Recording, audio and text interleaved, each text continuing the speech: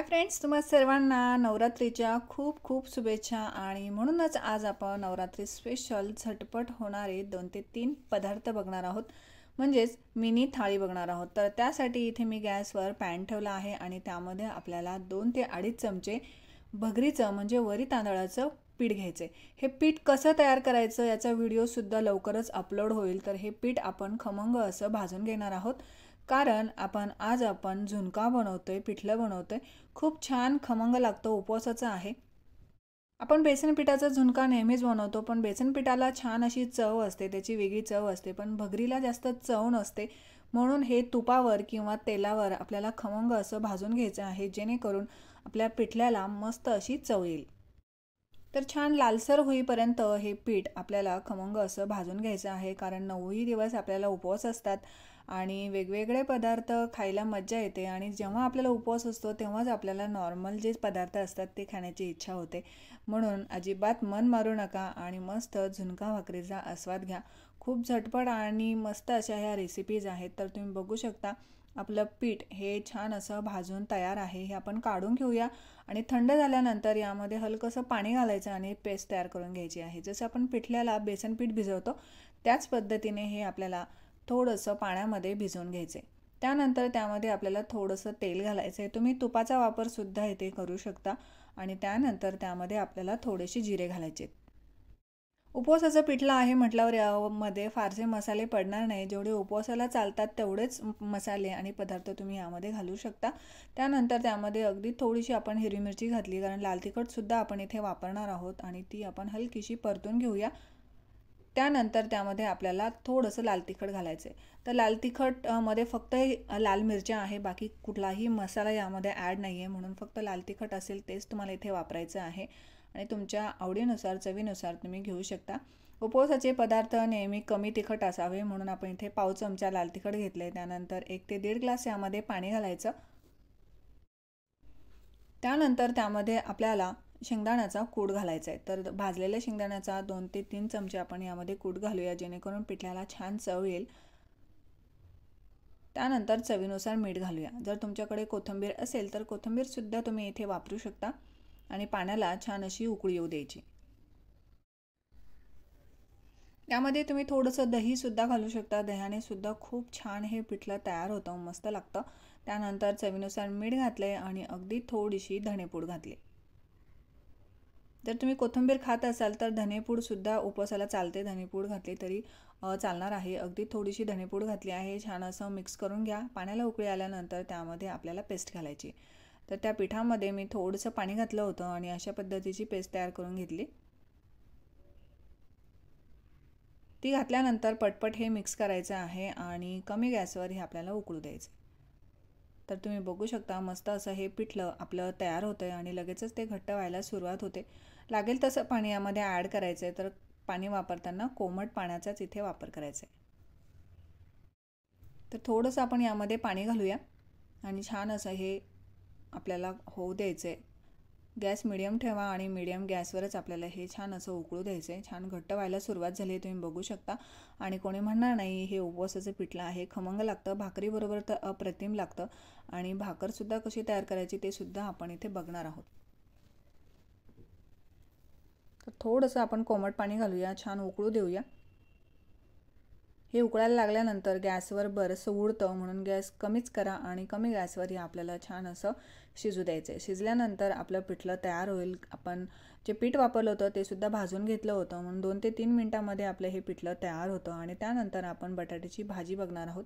साधी सोपी अशी बटाट्याची भाजी तयार करणार आहोत। तर त्यासाठी कढईमध्ये मी तेल गरम करून घेतलं आहे, त्यामध्ये आपल्याला घालायचे आहेत जिरे, चवीनुसार हिरव्या मिरच्या। तुम्ही इथे हिरव्या मिरच्यांऐवजी लाल तिखटसुद्धा वापरू शकता जर तुम्हाला वापरायचं असेल तर। तर हिरव्या मिरच्यांचं आपण इथे आज बटाट्याची भाजी बनवतोय, तर हिरव्या मिरच्या घेतल्या आहे आणि त्यासुद्धा आपल्याला थोड्याशा परतून घ्यायच्या। त्या व्यवस्थित परतल्या गेल्यानंतर त्यामध्ये आपल्याला बटाटा घालायचा आहे। तर इथे 2 ते 3 बटाटे मी उकडून घेतले होते आणि ते बटाटे आपण यामध्ये घालून घेऊया। व्यवस्थित मिक्स करून घ्या आणि त्यानंतर चवीनुसार मीठ घालायचं आहे। अतिशय साधी सोपी आणि प्रत्येक घरामध्ये ही बटाट्याची भाजी आपली तयार होते। ही धिरड्यांबरोबर किंवा भाकरीबरोबर अप्रतिम अशी लागते। व्यवस्थित मिक्स झाल्यानंतर यामध्ये आपल्याला दाण्याचा कूट घालायचा आहे। तर भाजलेला दाण्याचा कूट घालायचा। तुम्ही ही भाजी सुकीसुद्धा ठेवू शकता किंवा थोडीशी पातळसरसुद्धा बनवू शकता। तर दोन पद्धतीची आपण इथे आज बघणार आहोत। तर यामध्ये चवीनुसार मीठ घालायचे। मीठ घातल्यानंतर व्यवस्थित मिक्स करा, थोडीशी वाफ येऊ द्या आणि आपली बटाट्याची भाजी तयार होईल। जर तुम्हाला यामध्ये थोडंसं पाणी ॲड करायचं असेल तर आपण पुढे सुद्धा बघूया। पाणी ॲड केल्यानंतर ही रसरशीत अशी भाजी आपली तयार होते। 2 ते 3 चमचे आपल्याला इथे दाण्याचं कूट घालायचं आहे, छान असं मिक्स करायचं आहे। भाकरीबरोबर रस्सेदार भाजी छान लागते, म्हणून जर तुम्हाला धिरडं बनवायचं असेल गरम गरम तर असे पद्धतीची तुम्ही सुकी भाजी वापरू शकता। पण जर तुम्हाला भाकरीबरोबर खायची असेल तर काय करायचं, यामध्ये थोडंसं कोमट पाणी घालायचं आणि थोडी रसरशीत अशी ही भाजी बनवायची। तर यामध्ये आपण थोडंसं पाणी घालूया।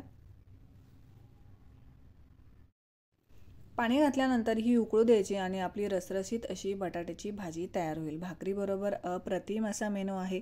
नवरात्रामध्ये तेच पदार्थ खाऊन कंटाळा येतो, म्हणून अशा पद्धतीची तुम्ही बटाट्याची भाजी तयार करून बघा।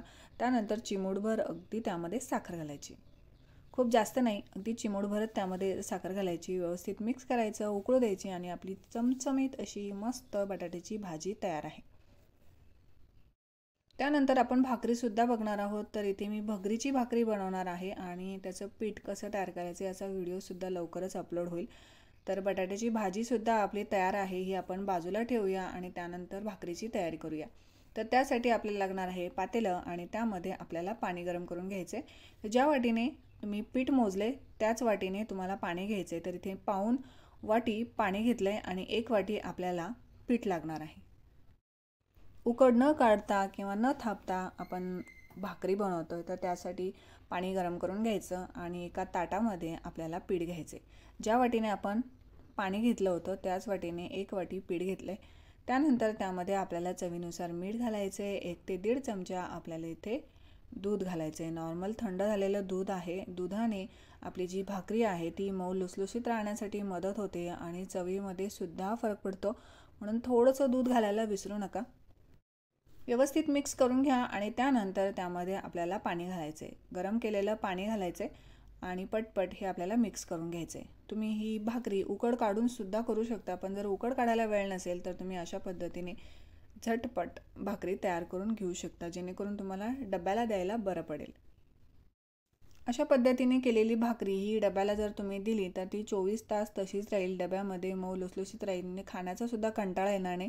कारण वरी तांदळाची जी भाकरी आहे, भगरीची जी भाकरी आहे ती थोड्या वेळानंतर कडक होते, गरम गरमच ती छान लागते आणि चावून चावून दातसुद्धा दुखायला लागतात। 2 ते 3 दिवस काही वाटत नाही, त्यानंतर दात दुखायला लागतात, तोंड दुखायला लागतं। म्हणून अशा पद्धतीने तुम्ही मऊ लुसलुशीत अशी भगरीची किंवा वरी तांदळाची भाकरी बनवून बघा, खूप छान होते। आणि गरम पाण्यामध्ये आपण जेव्हा पीठ भिजवतो त्यामुळे आपलं जे पीठ आहे ते अर्धं छान शिजलेलं असतं, त्यामुळे भाकरीसुद्धा खूप लवकर तयार होते। म्हणून पाण्याचं जे प्रमाण आहे ते परफेक्ट घ्या, म्हणजे तुमची भाकरी ही चुकणार नाही। 1 वाटीला आपण पाऊण वाटी पाणी वापरलं होतं। छान असं मिक्स करून घ्यायचं आहे। पीठ व्यवस्थित मळून घ्या, म्हणजे तुमची भाकर ही लाटताना चिरणार नाही। यामध्ये तुम्ही थोडंसं साजूक तूपसुद्धा घालू शकता, जेणेकरून पचायला हलकी होईल आणि चवीलासुद्धा छान लागते। तर व्यवस्थित हे मिक्स करून घ्यायचे। छान गोळा तयार होतोय, तुम्ही बघू शकता। ज्या पद्धतीने आपण मोदकाला उकड काढतो त्याच पद्धतीने हे करून घ्यायची आहे आणि छान अशी मळून घ्यायची। तर एवढ्याशा पिठामध्ये आपल्या 2 भाकरी तयार होतील। याचे तुम्ही छोटे छोटे फुलकेसुद्धा करू शकता।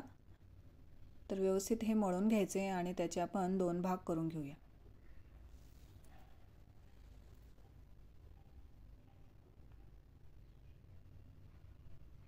2 भाग केल्यानंतर एक गोळा आपण व्यवस्थित हाचा मळून घ्यायचा आहे। 2 समान भाग आपण करून घेतले आणि व्हिडिओत दाखवल्याप्रमाणे आपण गोळा तयार करायचा आहे। आज आपण भाकरी ही न थापता बनवतोय, तर लाटून बनवतोय। लाटून खूप झटपट होते। तर अशा पद्धतीचा गोळा आपला तयार आहे आणि तो हाताच्या साहाय्याने अशा पद्धतीने मळून घ्यायचा, छान त्याला आकार द्यायचा।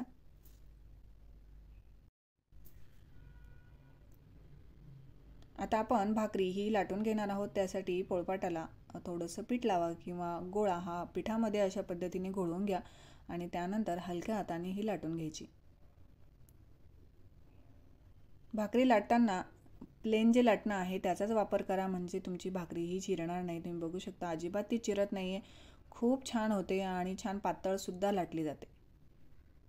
जर तुमचं पीठ हे पोळपाटाला चिकटत असेल तर त्यावर तुम्ही आधी कापड बांधा आणि मग त्यावर हे लाटू शकता, किंवा ॲल्युमिनियम फॉईल असते ती तुम्ही जर पोळपाटाला लावली आणि नंतर अशा पद्धतीने भाकरी लाटली तर अजिबात चिकटत नाही आणि पिठाचं प्रमाणसुद्धा आपल्याला कमी घ्यावं लागतं, जेणेकरून आपली जी भाकर आहे ती खूप वेळ मऊ लुसलुसीत राहण्यासाठी मदत होते. जेव्हा तुम्ही पीठ जास्त लावता तेव्हा भाकरी ही कडक होऊ शकते.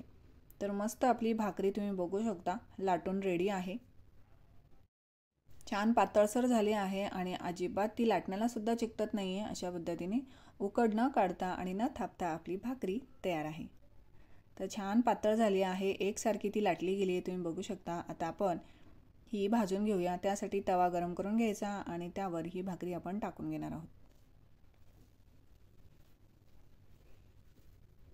पिठाची बाजू वर ठेवायची आहे आणि त्याला थोडंसं आपण पाणी लावून घेणार आहोत. खूप जास्त पाणी लावायचं नाही, नाहीतर सुकायला खूप वेळ लागतो आणि भाकर कडक होते. म्हणून अगदी थोडंसं पाणी लावून घ्यायचं, कारण त्यावर थोडंसं पीठ असतं आणि त्यानंतर वरचं जे पाणी आहे ते सुकल्यानंतर आपल्याला लगेचच दुसऱ्या बाजूने भाकरी पलटी करून घ्यायची. जर तुम्हाला ही भाकरी कडक हवी असेल तर कमी गॅसवर भाजा आणि मऊ भाकरी हवी असेल तर गॅस मोठाच ठेवा आणि मोठ्या गॅसवरच आपल्याला ही भाजून घ्यायची. भाकरीवर थोडीशी बुडबुडे यायला लागले की लगेचच भाकरी पलटी करून घ्यायची आणि छान मस्त ती भाजून घेऊया. तुम्ही डायरेक्टली गॅसवर सुद्धा ही भाजू शकता. तर अशा पद्धतीने तुम्ही बघू शकता ती टम्म अशी फुगली जाते. कोणी म्हणणार नाही ही मस्त भगरीची उपवासाची भाकरी आहे.